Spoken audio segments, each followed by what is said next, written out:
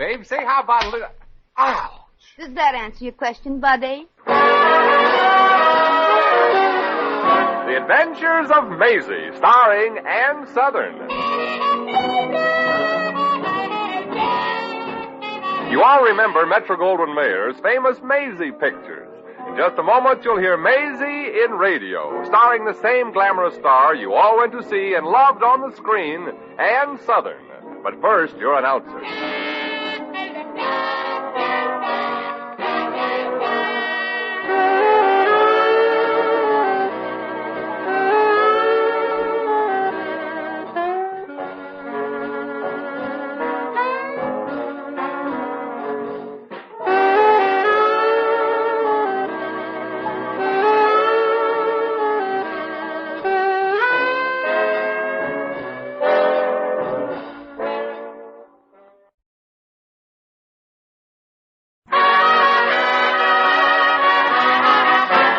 Here's Ann Southern as Maisie. Yep, I'm Maisie, like the fellow just said. Maisie Revere. A long time ago, I entered an amateur contest because I wanted to go into show business. I remember I did an acrobatic act where I kicked the back of my head.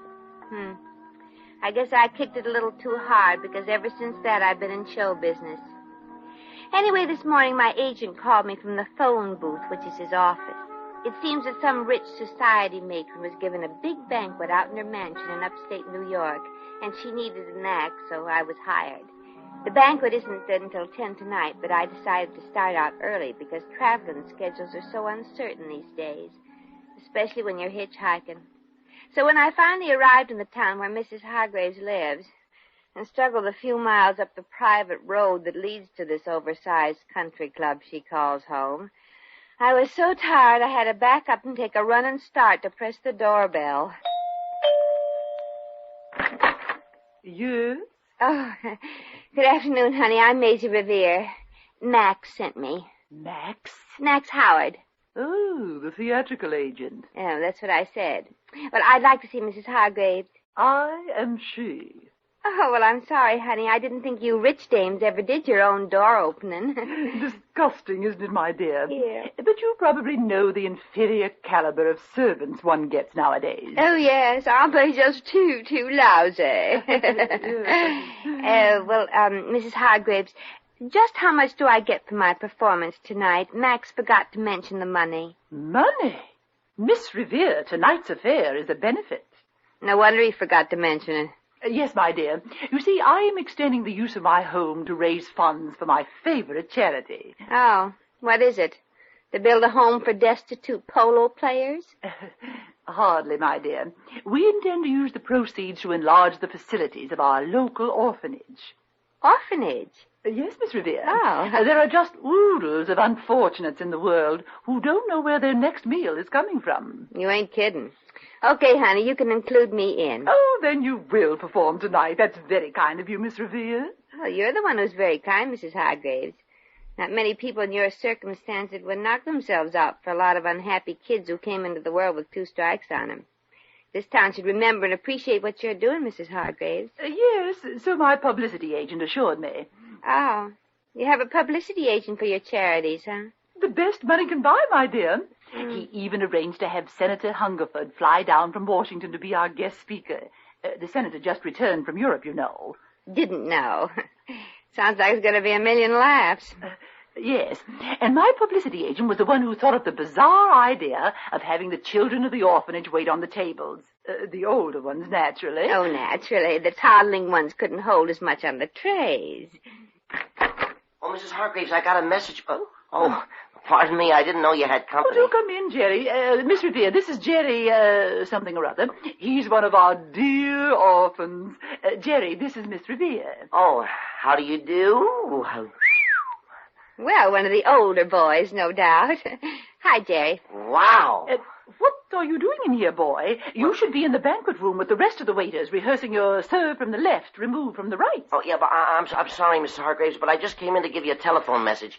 Senator Hungerford just phoned. He ran out of gas. Ran out of gas? Mm-hmm. You mean he don't even have enough left to make a speech tonight? His private plane was forced down out in Carterville someplace. No fuel. Oh, but this is but awful. Now I'll have to call off the banquet. Jerry, Hmm? this is an emergency. Can't you think of somebody who could start things off with a nice fat donation? Oh, well, let's see. There's Ben Gibbs. The junk dealer? Yeah, he made millions. Yeah, that's a lot of junk. I don't like junk. Mr. Gibbs is sweet on you, Mrs. Hargraves. See, he likes junk. What? Well, we gotta have somebody make the speech, Mrs. Hargraves, to start the ball rolling. Oh, I wonder if we could possibly persuade Elias Edwards. The president of the bank? Yes, I've never been introduced formally to Mr. Edwards. Oh, he's so handsome and so single. Ah, he's a stuffed shirt. Yeah, but Mrs. Hargraves likes what it's stuffed with. Well, what do you say, Mrs. Hargraves? How's about calling this Mr. Edwards and asking him to speech the guests into loosening up their money belts? Oh, why, I couldn't possibly approach a man I've never been introduced to, Miss Revere. Yeah, I guess it's no use, Miss Revere. Mr. Edwards is pretty unapproachable. Not for me, he ain't. I'll talk to Mr. Edwards. Oh, wonderful. Miss Revere, you can appreciate my position. After all, a woman like myself does have her dignity. Well, a woman like me don't. My dignity was removed years ago with my tonsils.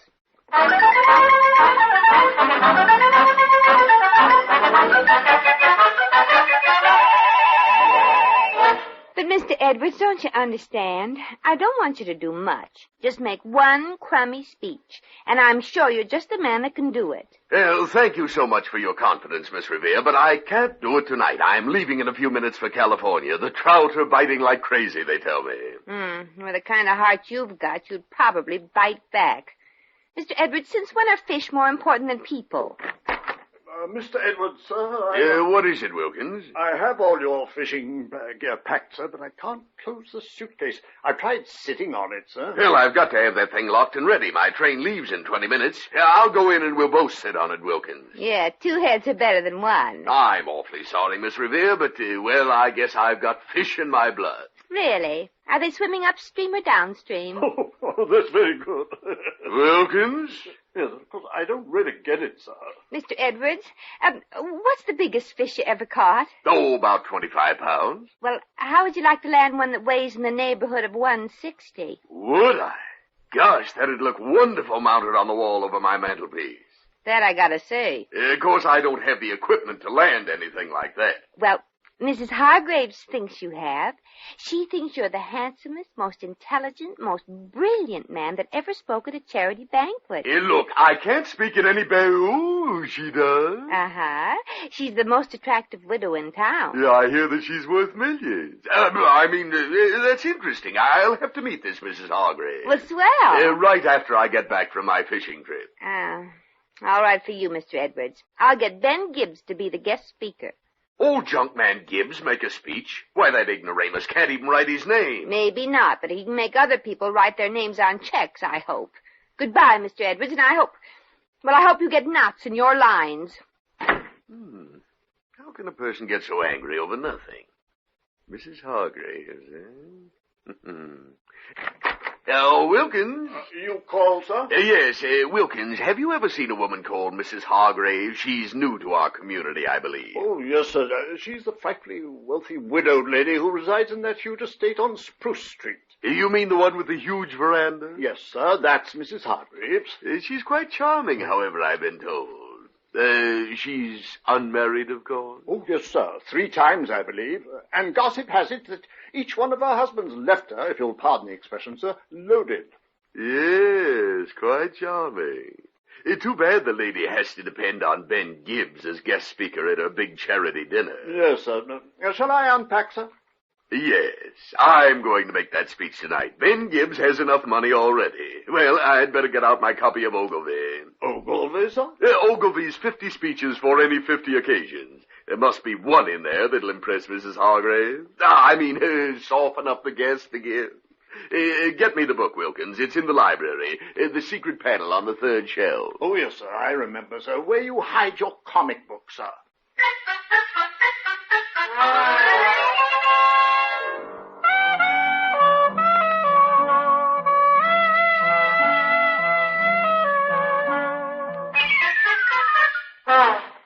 Gosh, Miss Revere, you ain't fooling about this. You want I should be guest speaker at Melissa's clam bake? That's right, Mr. Gibbs. Yeah, Mrs. Hargraves wanted an intelligent, cultured, and educated man to make the speech. Yeah, but we settled for you. Gosh, this is indeed an honor. Well, Mrs. Hargraves wasn't too happy. Huh? About asking you to give up your valuable time tonight. Yeah. She realizes that you're much in demand as a speaker. Knowing so much about junk like you do. Oh, yeah, I made $2 million net last year. Got 5 dump yards. Yeah, nobody can even come close to Ben Gibbs. I know. Jerry, open a window, please, huh? Oh, yeah, it might help. Of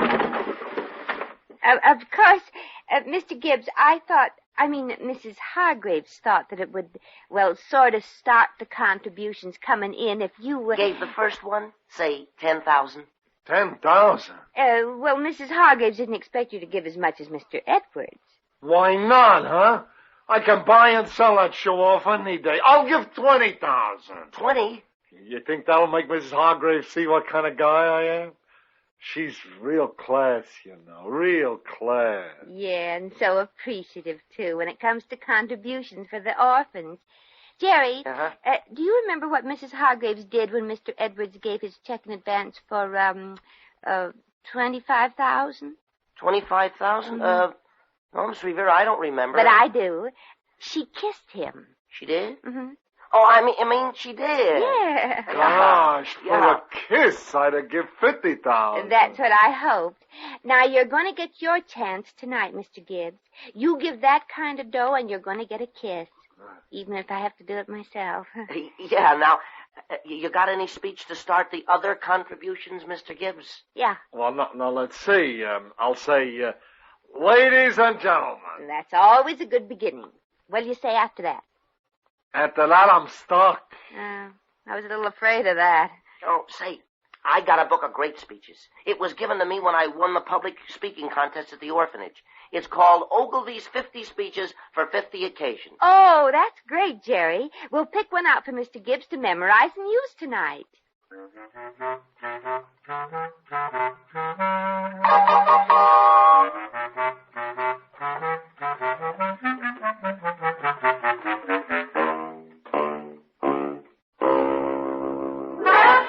And that, ladies and gentlemen, is the message I want to bring you tonight. I thank you. Applause, please, Wilkins. Oh, yes, sir. If I may say so, sir, you did a marvelous job of memorizing it in such short order. When something has to be done, Wilkins, it must be done. After all, Mrs. Hargraves' charity is calling for me. Oh, yes. Yes, sir. Wilkins, run down to Ben Gibbs' junkyard and tell that Miss Revere she needn't bother with Gibbs for the banquet. I have decided to be guest speaker. Yes, sir. At once, sir. While you're gone, I think I'll run through my speech a few more times. Ladies and gentlemen, from the Straits of Singapore to the snow-capped mountains of Alaska, from the desert sands of Arabia to the green glens of Scotland, from the...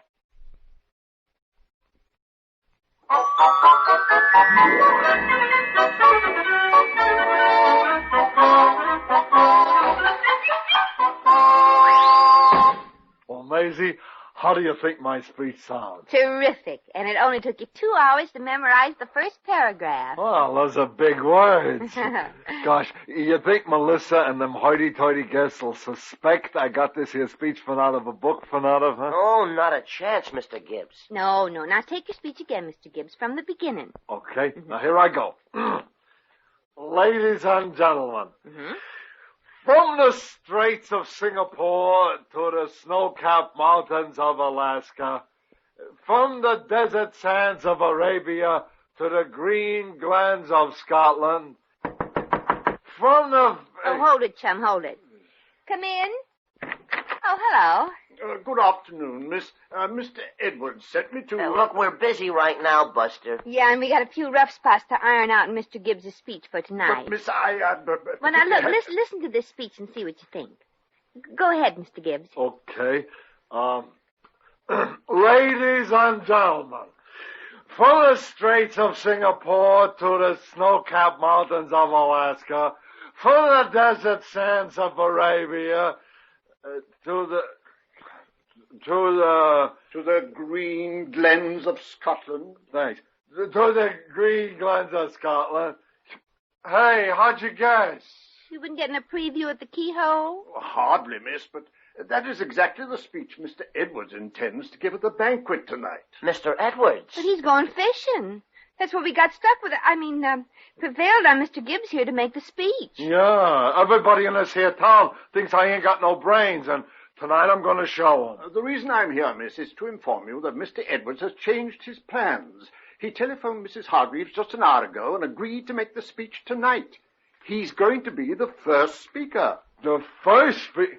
He's going to give my speech before I do? Maisie, if he does, I ain't going to give no $50,000. Uh-oh. Maisie, what are we going to do? I don't know, Jerry. But it looks like those people are going to get awful sick of those snow-capped mountains of Alaska.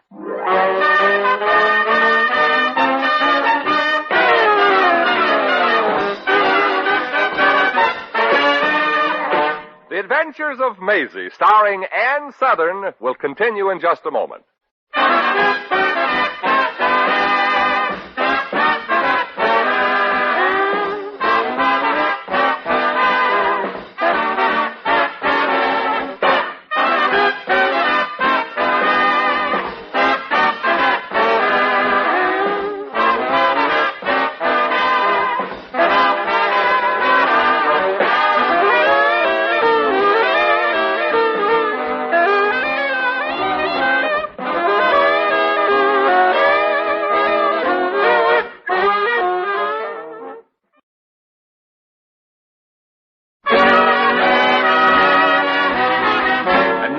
Back to Maisie. But, Mr. Edwards, Jerry and me are here only because we realize you shouldn't stay around just for a measly little banquet. Measly, Miss Revere? This is for charity, and charity begins at home. But we'll get along, Mr. Edwards. Ben Gibbs can make the speech. In my place? Ridiculous. Yeah, ain't it? I don't want to appear egotistical, Miss Revere, but if Ben Gibbs gives a speech, it just won't be the same thing.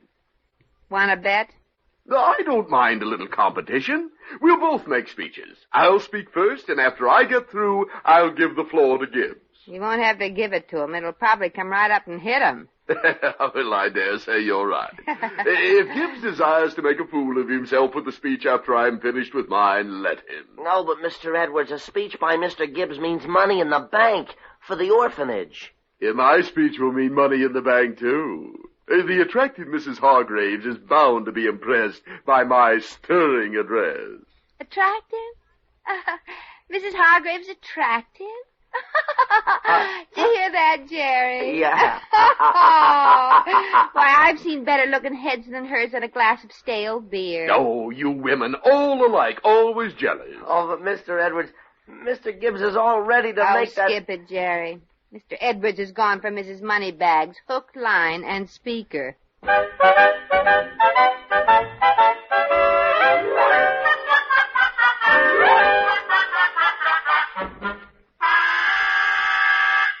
So that's how it is, Mr. Gibbs. We tried our best, but Mr. Edwards insists on making that speech. Well, I guess that washes me up. But, Ben, can't you forget yourself and try to realize that this is for orphans? And maybe with Mr. Edwards making the speech, they could take in maybe another $50,000. So what? If it's just a case of money, I'll be willing to double my donation. Give $100,000? Only on the condition that I make that opening speech. Well, you just made yourself a deal, Mr. Gibbs. Jerry and the kids are going to be waiting on tables tonight. I got a plan. Of course, it might make Mr. Edwards see red. I'll raise my donation to $150,000. Put on your rose-colored glasses, Mr. Edwards. You're seeing red tonight.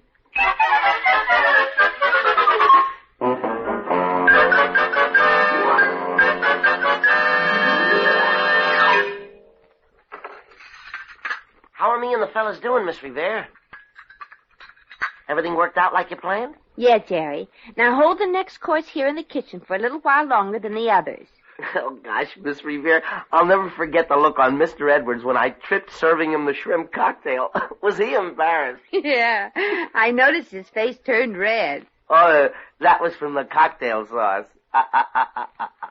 Oh, well, you're doing swell, fellas. Yeah. Now, all we got to do is irritate Mr. Edwards a little more, and he'll leave immediately for that fishing trip without giving his speech. Yeah, then Mr. Gibbs will take over, and the orphanage will be richer by $150,000. Wow. Gosh, I can't wait till we get to serve the iced tea. Gee, I hope I don't make a mistake and drop it down Mrs. Hargraves' front instead of Mr. Edwards' back like I did the wine. Maisie, something awful has happened. Oh, gosh, Mr. Gibbs, don't tell me you forgot your speech. Oh, no. Ladies and gentlemen, from the Straits of Singapore to the Not snow-capped yet, mountains... Ben, not yet. What happened? The after-dinner speeches. Well, what about him? They're not going to be after dinner. Edward says he's going to speak right now, so Mrs. Hargraves is starting right now. Uh-oh. Well, fellas, I guess we got to use the last trick in the book. You remember it, fellas? Oh, yeah. Sure, Miss Revere. Mr. Gibbs and I have to get back to the banquet. You boys know what to do. Now, come on, Ben. You ready? Oh, sure. Ladies and gentlemen, from the Straits of Singapore not to... yet, Ben, not yet. Well, you returned just in time, Miss Revere. And you, too. Don't you remember me, Melissa? I bought you Louis the 13th chair. It was Louis XIV. Oh, all right, so he was one Louis away. Now, if everybody will be seated and come to attention... ladies and gentlemen... Maisie, she stole my speech. Oh, quiet, Ben. All speeches start that way. Although our first speaker, Senator Hungerford, E. Clifton Hungerford, was unavoidably detained, we have been, shall we say, most fortunate in securing a wonderful, brilliant, charming personage personally to take his place. 3 cheers for Mr. Gibbs. Ladies and gentlemen, from the Straits I beg your pardon. Mr. Gibbs is our second speaker, unfortunately. I was referring to that charming, brilliant personality, Elias J. Edwards. That's enough. The applause is very flattering, but Mr. Edwards has to leave pretty soon, so please stop applauding. You too, Mr. Edwards. Sorry. Quiet, everybody, quiet. Mr. Edwards is going to speak. Well, you don't speak very distinctly, Mr. Edwards. Yeah, I was just clearing my throat. Oh, do you have a cold? No. Ladies and Because if you do have a cold, my grandmother has a wonderful remedy. I'm so glad. Ladies and She gentlemen. always said salt air was good for a cold. Ladies and gentlemen. Of course, if you can't get salt air, you can wave a herring in front of your nose. Miss Revere, please. Now, ladies and gentlemen, from the... Soup? Anybody want more soup? Jerry, we finished our soup course. But there's lots more left in the pot. I know, I just fell in there. Boys, Mr. Edwards is about to speak. Thank you, Melissa. Carry on, Elias. Maisie, she never calls me Elias. Well, maybe that's because your name is Ben. Oh, yeah, I never thought of that. Ladies and gentlemen. Well, I guess nobody wants soup. Jerry, come clear the plates. Ladies and What did you gentlemen. say, Tommy? Ladies and gentlemen. He said, come clear the plate. Ladies and gentlemen, come clear the plates. But really, Mr. Edwards, we're not supposed to clear the plates. We're guests. Except me. If you'll all excuse me, I'm going fishing. I have to catch a train. What do you use for bait, Mr. Edwards? Well, such lack of breeding. I'm sorry, ladies and gentlemen, but Mr. Edwards did warn us that he had a previous appointment with the pickerel. We're not really left in a pickerel. No, we have with us this evening... That charming, brilliant personality, Ben Gibbs. Yes, I'm afraid so. Ben, get up. Why? Your speech. Remember? This is your big chance to impress Mrs. Hargraves. Oh, yeah. Ladies and gentlemen. I beg your pardon. Is this the Melissa Hargraves Banquet for something or other? Why, Senator Hungerford? Hungerford? Oh, goody, Senator. You're just in time. We're just starting the speeches. You can be first. Well, how about me? I was just getting started. But that's all right, Mr. Gibbs. You'll have to wait for the senator to finish, and then you'll kill him with your speech. Senator Hungerford, are you ready to speak? Naturally, thank you. Ladies and gentlemen, from the Straits of Singapore to the snow-capped mountains of Alaska. Maisie, that's my speech. That was your From speech. the desert sands of Arabia to the green glens of Scotland. From the...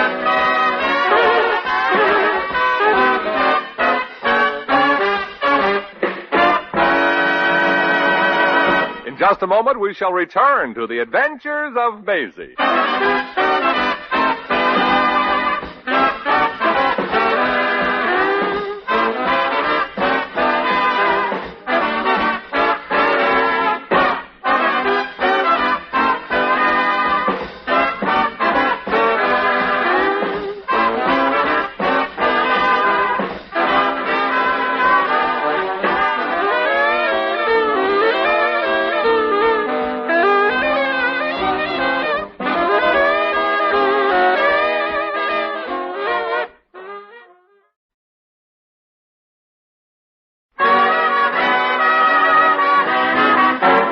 Once again, here's Maisie. Well, the senator made his speech, then gave us a couple of hours of the great future plans of his political party and flew away again. Then came the surprise of the evening. Unannounced, Ben Gibbs got up and made a speech. Not the one he memorized, but he just talked. Ben knew what it was like to be an orphan. He was one himself. He knew how empty a kid's life could be without a dad to read him the comics on Sunday and no mother to dry his tears. At the end of his speech, Ben Gibbs said something I'll never forget. He said, "I'm a millionaire many times over.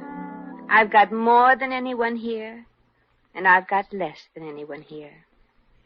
I have no mother and father.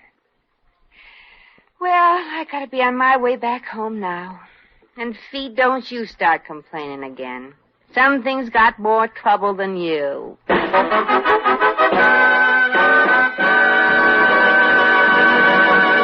You have just heard The Adventures of Maisie, starring Ann Southern.